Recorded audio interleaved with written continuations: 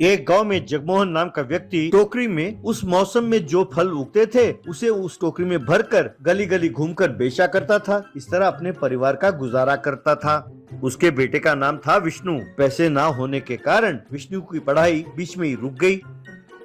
एक दिन जगमोहन विष्णु से, बेटा तुम भी मेरी ही तरह फल बेचा करो। अगर तुम भी कमाने लगोगे तो मेरा बोझ जरा हल्का हो जाएगा। हम सबको खाने के लाले नहीं पड़ेंगे बेटा। विष्णु, मैं वो काम नहीं कर सकता पिताजी। मेरे दोस्त मुझे देखेंगे तो मेरा मजाक उड़ाएंगे। तब जगमोहन, बेटा हमारी जिंदगी हमारी है। तुम अपने दोस्तों से पूछ कर तो देखो, क्या वो तुम्हें खिलाएंगे, पालेंगे, पोसेंगे? हैं? अगर वो ऐसा करेंगे तो तुम्हें कोई काम करने की जरूरत नहीं पड़ेगी बेटा। तब विष्णु की माँ, अगर इससे भी फल बेचने का काम करवाना था तो इसे पढ़ाया क्यों?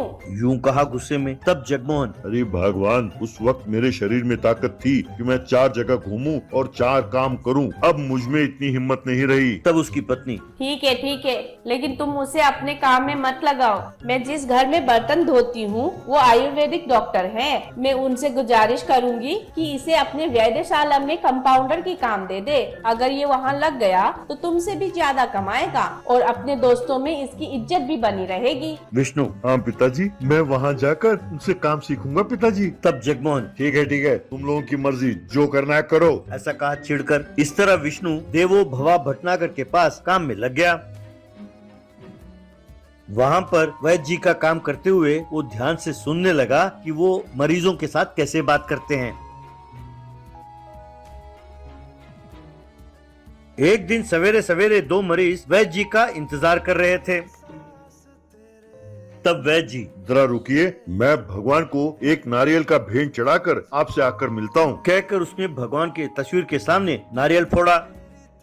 फिर नारियल के टुकड़े लेकर आया और विष्णु को देते हुए, विष्णु, इन नारियल के छोटे छोटे टुकड़े करो और इन मरीजों में भी बांट दो। ऐसा कहा। तभी एक मरीज की नजर नारियल के एक हिस्से पर पड़ी। उसने देखकर वैद्य से कहा, वैद्य जी, आपके नारियल में एक फूल निकल आया है। आप वाकई खुशकिस्मत हैं। आज आप जो भी काम करेंगे उसमें आप विजयी रहेंगे। तब वैद्य, भाई ये तो बस एक विश्वास है, लेकिन हाँ, इस नारियल के फूल में कई बीमारियों को ठीक करने के गुण हैं। एक बहुत बढ़िया औषधि है। इसे खाएंगे तो कई बीमारियों का निवारण हो जाता है। पर हाँ, बहुत कम नारियल में ऐसे फूल निकलते हैं। ये केवल पुराने पेड़ पर लगने वाले नारियल में दिखते हैं। और हाँ, इसका दाम भी ज्यादा होता है। इसे बेचने पर बहुत पैसे मिलते हैं। तब एक मरीज, वैद्य जी, नारियल के फूल की क्या कीमत होगी? तब वैद्य, 300 ग्राम का नारियल का फूल कम से कम 60 रुपए से ज्यादा होगा। मैं जो आयुर्वेदिक दवाइयाँ बनाता हूँ, इसके लिए मैं खुद हर महीने कम से कम 4-5 किलो नारियल के फूल खरीदता हूँ, और वो भी ज्यादा कीमत पर। विष्णु ये सब बातें बड़े ध्यान से सुन रहा था।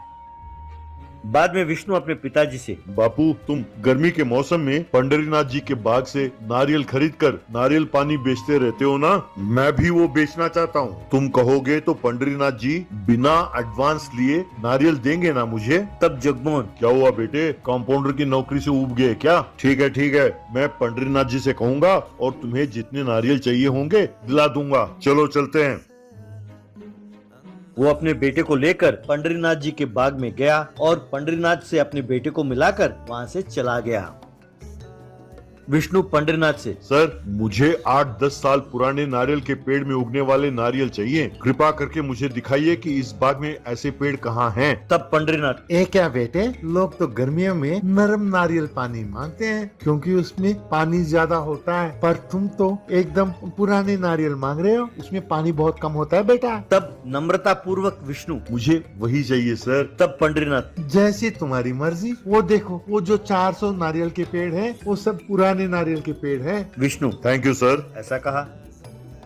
विष्णु ने जितने नारियल खरीदे उनमें ज्यादातर नारियल में फूल निकले। विष्णु ने सारे फूलों को इकट्ठा किया, उसे एक ठेले में रखकर गली गली बेचने लगा। नारियल के फूल ले लो, नारियल के फूल, सेहत के लिए बढ़िया नारियल के फूल ले लो, कहकर गली गली घूमता हुआ नारियल के फूल बेचने लगा। लोग उसके ठेले को घेर कर खड़े हो गए। एक आदमी, भाई सुना है कि नारियल के फूल को घर में ले जाकर रखोगे तो घर के लिए बहुत बढ़िया है, शुभ होता है। मेरी नानी ने कहा था, क्योंकि ये बहुत स्वादिष्ट होता है। खाने के बाद काफी देर तक पेट में एकदम ठंडक पहुंचती है। दूसरा व्यक्ति, अरे इसका सब्जी बना के खाओ, बहुत स्वादिष्ट होता है। यूं सब आपस में बात करते हुए नारियल के फूल खरीद कर ले जाने लगे।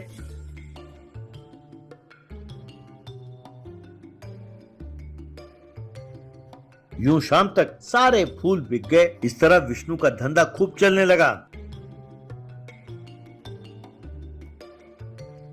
एक दिन एक बहुत बड़ी गाड़ी आई और विष्णु के ठेले के पास आकर रुकी। सूट पहना हुआ एक व्यक्ति गाड़ी से नीचे उतरा। वो आदमी, my God, so many coconut sprouts. बेटा, मैं फाइटोफार्मा कंपनी का मालिक हूँ। हम इतने सारे कोकोनट स्प्राउट्स जमा कर नहीं पाते। हम जो इम्यूनिटी बूस्टर दवाई बनाते हैं उसके लिए हमें कई टन कोकोनट स्प्राउट्स की जरूरत पड़ती है। अगर तुम हमें हर महीने कम से कम 100 किलो कोकोनट स्प्राउट्स दोगे तो मैं तुम्हें बहुत बढ़िया कॉन्ट्रैक्ट दूंगा। मैं तुम्हें एक नारियल फूल का 150 रुपए दूंगा। तब विष्णु बहुत खुश हुआ और कहने लगा, sure sir, I will supply. यूं एक साल बीत गया। अब विष्णु आसपास के गांव के सारे नारियल बागों में जो पुराने नारियल के पेड़ थे उनके नारियलों को खरीदने का कॉन्ट्रैक्ट ले लिया और उन सबको एडवांस भी पैसे दे दिए। बहुत जल्द विष्णु ने एक नया घर खरीदा, गाड़ी भी खरीद ली। बेटे की इस उन्नति को देखकर माँ बाप बहुत खुश हुए।